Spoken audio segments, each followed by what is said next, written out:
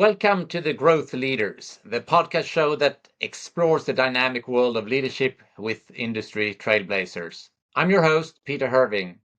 Today we have a special guest, Ehren. He is Vice President Engineering, Strategy and Operations of Tinder, a platform synonymous with connecting people globally. Ehren has an exciting background from fast-growing companies and is at the forefront of Tinder's incredible journey, contributing to its status as one of the fastest growing and largest matchmaking communities. As the VP of Tinder, Ehren brings a wealth of experience and insights into the evolving landscape of leadership within the tech and community industry. Our focus today is on creating a leadership mindset. We'll dive into Ehren's role, his experiences, and the pivotal moments that have shaped his leadership philosophy.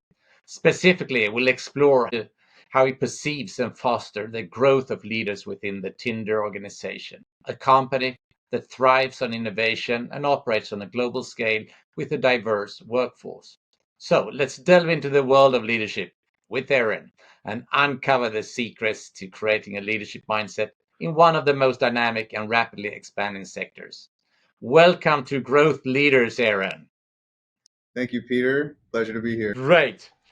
You have an exciting background from growth companies, from large to smaller. And last time we spoke, I noticed that you have a well-grounded leadership style, which I would like to talk to you about, and that is creating a leadership mindset. But before we do that, let's dive into yourself. Who is Ehren Schule, and what interests do you have outside work and so on? Okay. I would consider myself an average person, an average guy. Like I never would have imagined I'd be doing what I'm doing today. The things that I like to do outside of work when I'm not mixing it up here at Tinder or with my colleagues. I love hiking with my wife. I love outdoor activities. I compete in a lot of Spartan races and Tough Mudder races. Those are Tell me generally. more. What is that? What is you competing? So my biggest accomplishment in it's the OCR community is what they call it. So it's the obstacle course race community. I competed in World's Toughest Mudder back in 2016. It's a 24-hour obstacle course race. I had set my mind on getting 50 miles in 24 hours. I actually got 55. I had great support from my wife, her sister, as well as my colleagues at the time. Everyone was rooting me on. It was one of the hardest things I've ever done. I like putting big challenges in front of myself just to see if I can do it. And it was something I learned something in everything that I do. So it was an amazing experience. Yeah, one thing that I found when I do longer training run sessions, if I'm doing 5, 10, 15, 20-mile runs, um, a lot of times I will think about big problems that I've got in front of me at work or big things that I want to think through, and I'll just go and I lose myself in some of the problem solving and some of the different variables. And by the time I get back, at least I have a much clearer position or path that I'm going to take. And it doesn't seem so much of a monster problem by the time I get to work or by the time I tackle it. So it's been extremely helpful in that portion as well. And that is actually a darn good advice, because I have exactly the same. But I normally nowadays do it on the bicycle. You get out for 2 hours riding, and then you get. It's not only you sort the problems, but you actually get the ideas, and that's the way it should be, and move forward. So, and for all of those listeners, some are vivid sports guys and girls, and some are not. But if you have the possibility to get into physical training on a regular mode, just take small steps and get it going. It makes wonders. That's right. That was the sports side. You can continue a little bit if you want to. I like that. Other interests, I enjoy traveling. My wife and I try to travel and explore new places, new things, new cultures. That was instilled in me at a young age. My parents were world travelers, and they really pushed me to explore the world around me and understand, or try to understand, the things that I'm seeing, and so I can get a better idea of the world, and just to get a better understanding of, the general population in the world. I work for a company that serves the world, so I'd like to Yeah. understand, the dynamics as best I can. And if I understand, you have employees around the world, which means you have gotten into a fair amount of cultural differences, and it requires at least a cultural understanding. And I presume that is also what you're saying, that that input creates interest, curiosity, and respect. I presume.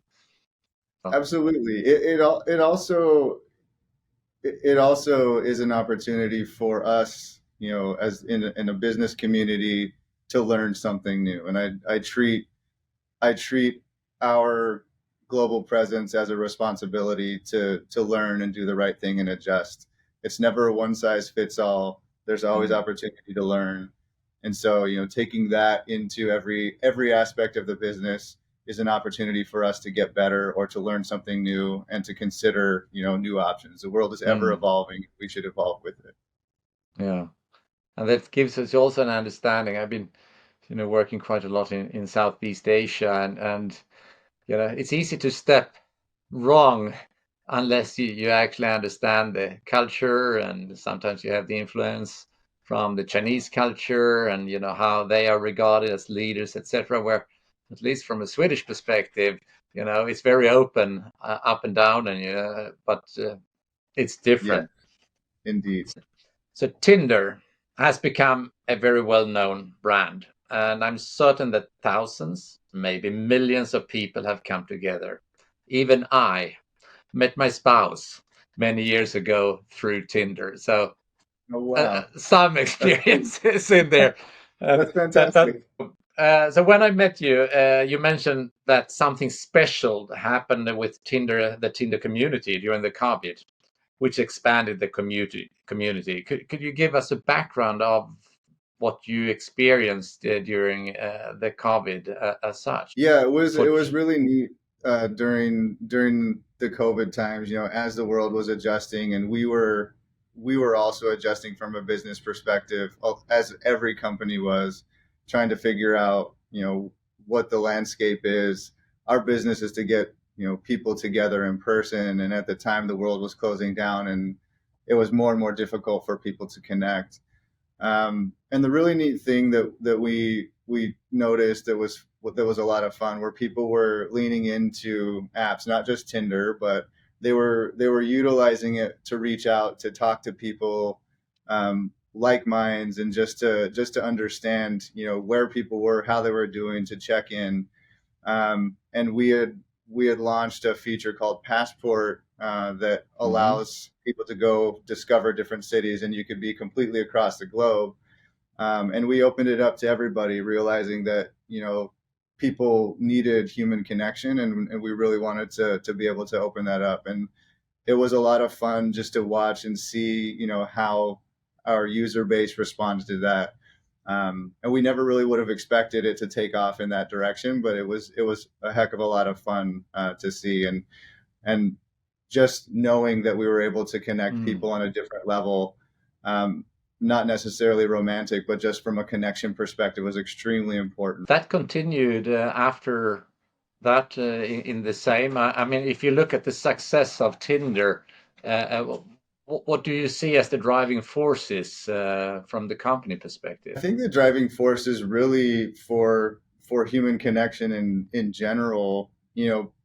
People are going to seek ways to connect anywhere and in any way possible. I think that the uniqueness about Tinder is it's intuitive, it's easy to use, and it's for everybody. We want people to be comfortable, whoever you are, to be able to Mm. come in, be safe, be accepted, be yourself, and find that connection. And that's an extremely important thing for us, and something that, we strive to be across the globe.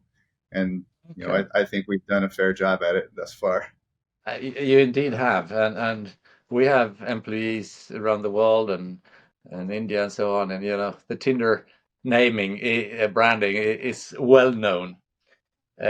So when looking from your experience, you have been in more traditional companies, and you've been then in Tinder with Match Group, a portfolio. Uh, how do you see? Does it differ working in a company like the way you're set up right now in the group and the Tinder in comparison to your experiences, more traditional corporate structures? Sure. Or is it same but different? I don't know. I could say same, but different. I think, the time that I spent you know, at Amazon, Amazon is fairly similar in a lot of ways to the portfolio setting. There's a portfolio underneath the Amazon brand, Okay, and yeah. you can straddle and kind of work cross-functionally across different pieces of Amazon. So it's similar in that fashion. I think the distinctness that we've got as a portfolio, we've got a lot of strength, and what I mean by strength is we've got a very diverse portfolio. And so, some people may not be comfortable with Tinder. Well, we want to explore other parts, what might work for somebody else, or a different Mm, type of offering and different type of experience. And that's something that our portfolio allows, just kind of the scale to explore, understand, pivot, share best practices with each other as a portfolio without others losing their identity within the portfolio. So it's a really unique experience. yeah. Um, Does that mean also that the leadership style may differ a little bit in a setup like that in comparison to traditional? Because I would believe those larger corporate structures, I mean, when they really start to bloom, it is when you delegate and you get people to actually take initiatives, actions, and actually cross pollinate in between each other. And I guess that's a creation you are doing also in Tinder and in the group. Or how do you see it? Does the leadership differ, you think, in between a traditional corporate structure and what you have today? I would say it doesn't deviate too much. To be Mm, honest, I think the overall the reporting structure as far as the brands reporting into to the match group is slightly unique in that regard. But I think the brands are able to operate and have their own unique identity, and we operate, fairly autonomously, and we do plan together. We do discuss, large initiatives and things of that sort. But mm. I think from an overall leadership perspective and how we're structured and how we operate doesn't differ too much Okay. from the Yeah. traditional. Yeah. And of course, you mature as a company and you're fairly big today. So you're in LA. So what and working from there. So what are your responsibilities today within Tinder as a VP? Sure. Yeah. So my responsibilities currently within the engineering group is to help one with leadership development. We've got a very large organization, a large part of the organization, a lot of um, a lot of folks growing up in their career. Some people are coming straight out of college. We have some very seasoned folks. And what I'm doing now is to try to bring stability across the various levels of leadership to ensure that there is succession planning. People can explore, have some career growth, have consistency and feedback. That's one piece. The other is, Mhm. long-term stability, defect elimination, helping the operation run more efficiently, making sure that we are positioning ourselves for the most success in the future, being good partners, not only to the other verticals within Tinder. I can hear there are at least five great podcast topics just in that summary. But so there's some big topics, which need to be mastered. Uh, and if we take then, since you are working with these topics, and we are talking about creating a leadership mindset, and Now I give that as a free. How would you define a leadership mindset, and how have your leadership approach influenced the organization, or as you perceive it? Yeah, and that's a great question. And it's a simple but complicated answer. And the reason that I'll say that is, you know, I pull from a lot of different approaches depending on who I'm speaking with, what what their comfort level is, and what's needed at the time for the business, and the organization. And so there are many times what I enjoy doing. I'll start with Mm, that. What I really enjoy doing is, more of a servant leadership style. I love removing roadblocks, giving people time and place to explore, give them some autonomy to make decisions, discuss those, and help them grow and stretch, and give them that freedom to understand the world around them, what might be different if they want to approach a problem differently, maybe than we're doing it, and support them in that journey. Sometimes we don't have the time to do that, mm, and we're mm, forced into a little bit more where I will have to make a decision that I would rather have a little bit more input from the team. But it just depends on where that is. But what I like to do is to grow people in their spaces, to allow them to be able to make those decisions, and ultimately be able to mm. inform me of what they've done rather than come and ask me what to do, and Yeah, growing them in that sense. and that's really taking the initiative, daring to trust your idea, and maybe discuss the idea before it's put alive. Also, instead of kind of what shall I do? Yes, Uh, uh, and leadership. I mean, we are working with training in the area as such. Leadership is something which can be learned, and it's natural for some, and for some, I mean, they have to go the hard way. Even for those the natural ones, they will have to go the hard way in between too. yes, So, what key principles or maybe toolbox, as you see, would you like to equip your upcoming leaders with? What do you see? Well, those are things which you actually should bring onto your mind fairly early in your career, because that will help you as you grow along. And at least in my experience, that helps you also private life. So, what are those principle or toolbox? Maybe we should talk about instead. sure. Well, I touched on one a little bit earlier, was approach things with curiosity and be open. I think a lot of what I see, especially with younger folks coming in and folks that I mentor that are early on in their career, they're they are not assuming positive intent all of the time, and they're not Mm, pausing to take things in and listen and understand. Maybe I'm misunderstanding, and they don't ask clarifying questions. It requires a degree of vulnerability. I think that's another very, very important piece. Admitting when you've made a mistake as a leader is extraordinarily important, um, and that's something that will serve you a lot longer than just being a bull in a china shop and continuing to go forward and not listening.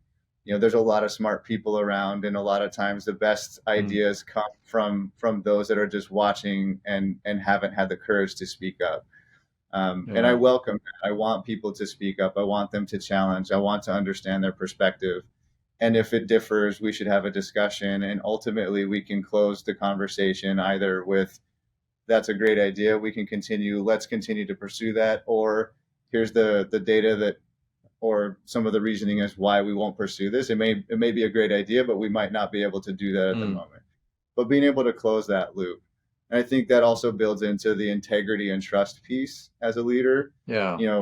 Do what you say, follow up, admit if you missed, and make sure that you're there. Trust is a key component. It's very difficult to build trust with someone. It's very easy to lose it. And once you Yeah. lose it, it takes an extraordinary amount of time to get it back if you ever do. And how do you build trust today with your employees? I generally stumble into that. I mean, it's really it's kind of what we're doing today. You know, I Yeah. when I have my first one-on-ones, and especially now, and I've had to learn this as I've grown in my career and my title has expanded and my scope has expanded. It can be terrifying to walk into an office or to walk into a meeting with someone that you perceive as 5 or 6 or 10 levels above you, whatever that is. Mm. And I want to make it completely comfortable for them. So I want to get to know them as much as they're comfortable, tell them a little bit about myself, you know, what my interests are, maybe my career path, and get them comfortable to a point where we can have a little bit of a conversation. And that could take a few meetings to get to that point where that person is comfortable. That's the work that leaders also have to do, is that you need to try to best understand the communication methods and how comfortable people are in some of those scenarios. You know, maybe somebody wants to have a Zoom call with their camera off. It's completely fine. I Mm. don't want to force people into an uncomfortable situation. It's already uncomfortable for them in a lot of ways if they want to come and talk. So I want to kind of remove all of those barriers for them. Yeah. And that's generally how I approach it. And when you look at great leaders, that's normally very humble people. They are great at listening, and that way also providing trust. And you can often see that in the highest position in organization. Absolutely. So I think you're so right in all of that. Uh, have there been some tough challenges you have encountered? I mean, now you've been out there for both in Tinder, but also previously. I mean, somewhere there must have been some hinders, which or something like Yes. that. There when I find myself pulling from a lot of, I think the biggest growth phases I've had in my career is through times of adversity, very challenging times. And I I was thinking about this morning before we jumped on together, and Hmm. this is a non-tech company. Before I jumped into the technical careers, early in my career, I was working for a company that went through Chapter 11 bankruptcy, and Yeah.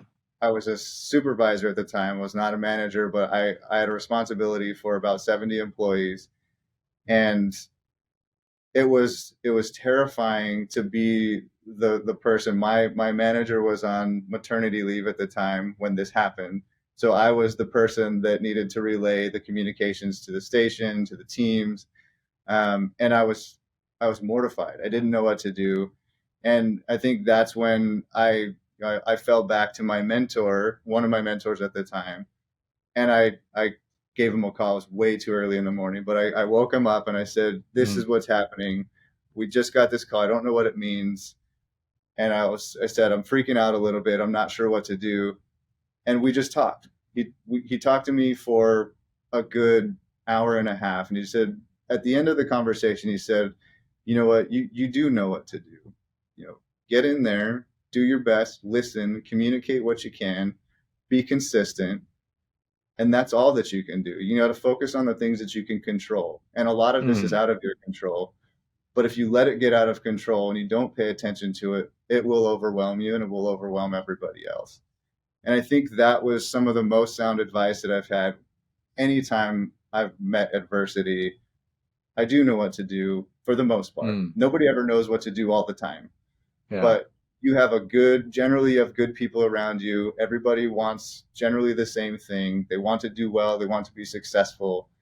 And it's your job as a leader to be able to facilitate that and make everybody as comfortable as possible in a very Mm. uncomfortable situation. So how did you manage to get mentor or maybe mentors over time?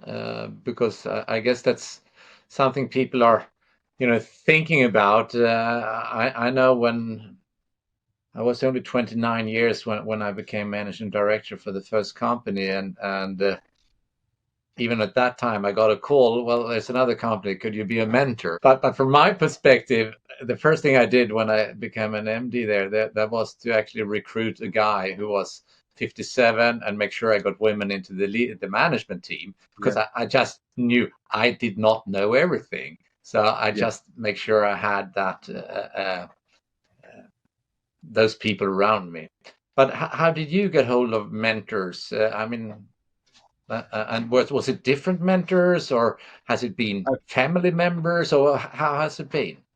y- y- yes, yes, and yes. All of the above. But first, I think how I didn't realize that they were mentors at the time, but Okay. I look back and I would say that these were trusted people that I knew if I had a question, I could always go to. And I never really thought about it until, a little bit later in my career. So yes, I would classify you as a mentor because you're always there for me. I can bounce ideas off of you. You can provide me very direct feedback and not tear me down, but maybe give me some advice and steer me in the right direction.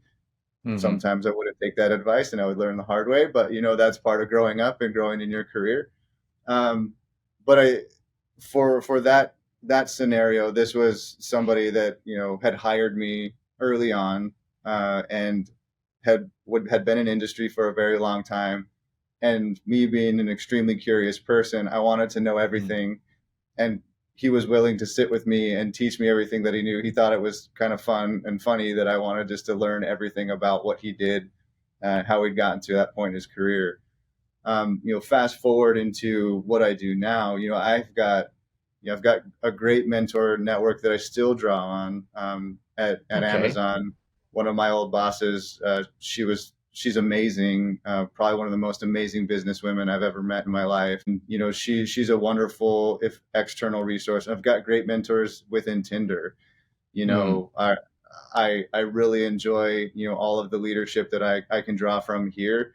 A lot of people might not consider themselves mentors; they consider themselves peers, but they're Mm. experts in Yeah, space. And in that regard, they are a mentor to me because I can go to them and ask questions and figure things out in an open discussion. we have, which is quite common. We have the coaching training, but there you also have, self-coaching. You have the peer-to-peer coaching, you have traditional coaching, and you have the mentoring, and actually trying to understand the different methods or underlying pieces, because the mentoring and the coaching, the higher you get up in the organization, the fewer people you're normally going to have to talk to. And when you sit there on the top, you don't have many unless you have built your own network. Yeah, Because there are so many things which may be confidential, or it's not time to give out information. You cannot talk with people about it, that's right. and so on. But I understand you're a mentor also to other people nowadays. I am. And that kind of dovetails into the question of, how do you get mentors? Um, Yeah. I've also got an extensive network, like being in position now and being a little bit further on in my career. I've built a network of colleagues that are, not at Tinder. They're in various parts of the world, various parts of industry, and that has allowed me the ability to. I love that's one thing that I really enjoy. Probably the thing I enjoy most about my job is, developing people. I think it's the funnest Mm, thing that you can do is to watch people realize their potential or potential they didn't think that they had. But a lot of times I'm not the expert that they're seeking. mm, I don't have all of the answers, and a lot of times I can only get it up to a certain point. But generally, I can reach out to colleagues across industry and say, "Hey, I've got someone that's very interested in starting their own company," and so I can connect them with people that have started their own company. Uh, Good. have you come that far within Tinder that there are formal mentoring programs, or it's still individual? Because I mean, at a certain stage, it's great when you really want to lift people and make sure they have a net behind them, and because most of the people they have the answers themselves, and as you said in your example, so it's more about them reasoning and listening, and then, yeah, I think you have Yeah. concluded what it is. Yes. Uh, Well, but I think from a formal perspective, if that's what you're asking, yeah, Match Group actually kicked off a few years ago a very wonderful internal program called Mentor Match. yeah. And what that is, it's a large pool across the portfolio that you can sign up either as a mentor and you guys kind of like, here's a body of work, here's what I'm interested in, here's where I may have you may get the most out of me. For me, it would be, operations, career development, Mm, professional, how you show up as a professional leader, things like that. Um, and then mentees will sign up and then we get matched together and then we go through this program. And you could be from a different discipline within the company. You could be a different part of the mm. world. And we set goals together. We meet regularly. We talk through it. And the program is amazing. And I think I probably learn more as a mentor than the mentees do, to be honest, because it's Okay, just yeah, really wonderful. neat to hear what's making people tick, what they're interested in, and how we can get them moving towards the goals or toward the things that are important to them. Yeah. And it's available to everyone, so I can sign up as a mentee next cycle if I choose, and so it's available.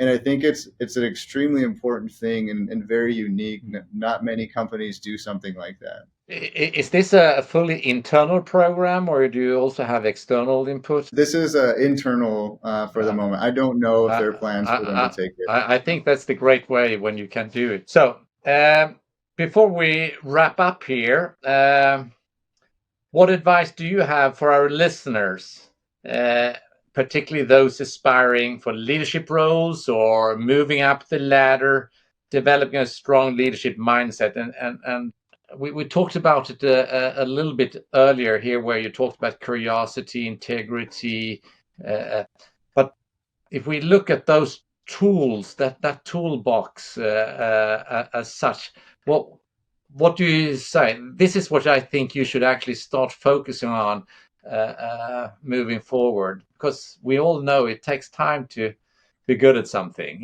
We talk about the 10,000 hours. We talk That's right.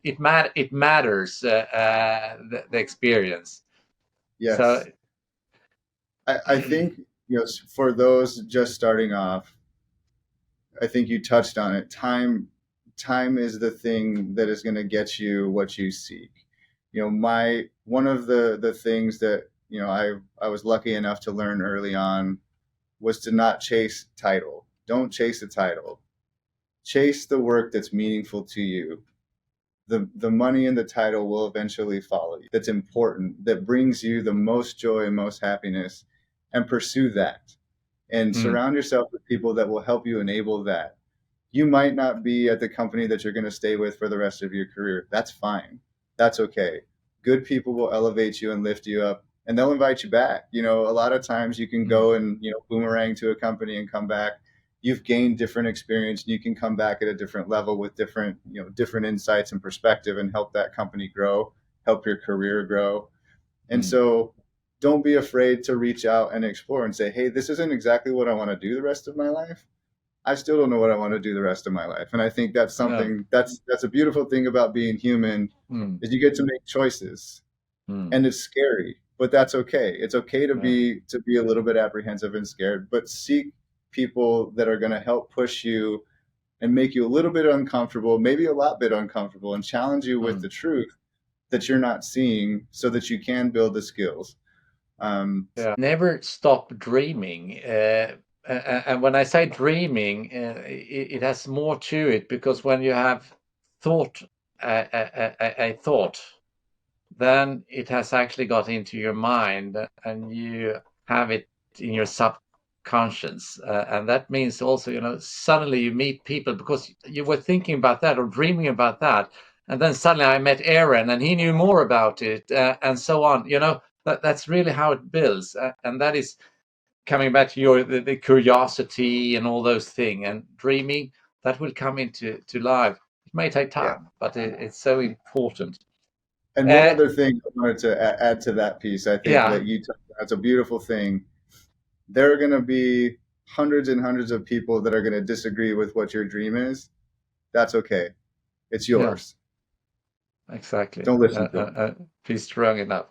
So, where can our listeners connect with you or learn more about Tinder and your experiences in leadership, if that is okay? Yeah, I mean, folks can find me on LinkedIn. I'm generally on there.